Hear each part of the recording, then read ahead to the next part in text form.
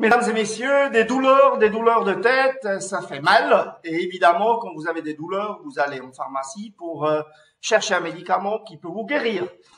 Par exemple, vous avez ibuprofène, c'est une substance active contre des douleurs. Si au Danemark, avec une prescription, vous allez en pharmacie, vous payez pour un paquet de 100 pièces de ibuprofène, un peu moins de 7 francs, tandis que chez nous, en Suisse, vous payez à peu près 4 fois le même montant.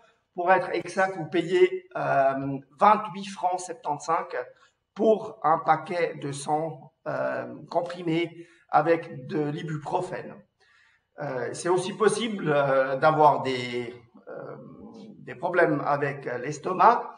Si vous allez en Suède avec une prescription en pharmacie, vous payez pour un paquet de pantoprazole moins de 7 francs, 6 francs 58. Pour un médicament avec la même substance active en Suisse, vous payez presque 55 francs, pour être exact, 54 francs 85.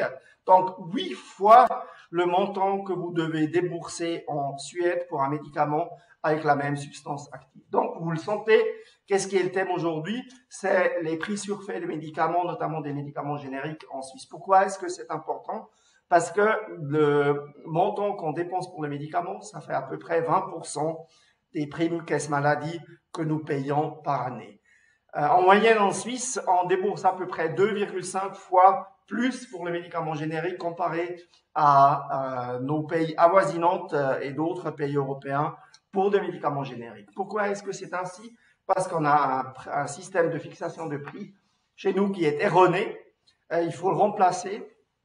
Et moi, j'ai déjà fait il y a longtemps une proposition de s'orienter à un autre système, un système qui est utilisé dans la plupart des pays européens, le système du montant fixe ou prix de référence.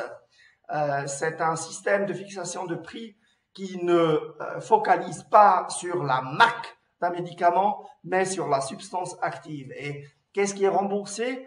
Mais le prix pour la substance active au lieu de rembourser un médicament et sa marque. Il y a des gens qui disent que c'est dangereux de changer de système parce que d'un côté, la qualité thérapeutique pourrait souffrir.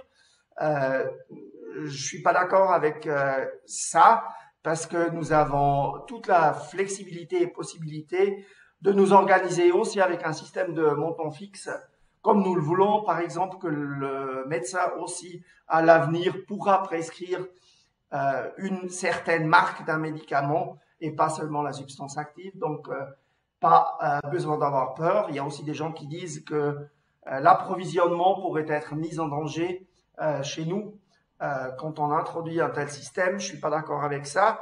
On l'a vu pendant la pandémie. Beaucoup de pays européens, presque toute la planète, a eu des pénuries et des problèmes d'approvisionnement. Et peu importe s'ils avaient un système de montant fixe ou de prix de référence ou un autre système, les prix surfaits en Suisse nous ont pas sauvés de cette pénurie et donc il n'y a pas de connexe directe avec ce thème. Ce thème, il faut l'aborder d'une autre manière. Il y a beaucoup à gagner. Il y a un potentiel d'épargne d'à peu près 400 millions de francs. Vu les prix des caisses maladie qui ne cessent d'augmenter, je crois qu'il faut réaliser ce potentiel et plutôt utiliser ce montant pour des innovations et la médecine de pointe au lieu de gaspiller cet argent pour quelque chose qui finalement ne nous guérit pas mieux qu'avec un nouveau système, le système du prix fixe ou du montant fixe. Merci beaucoup pour votre attention.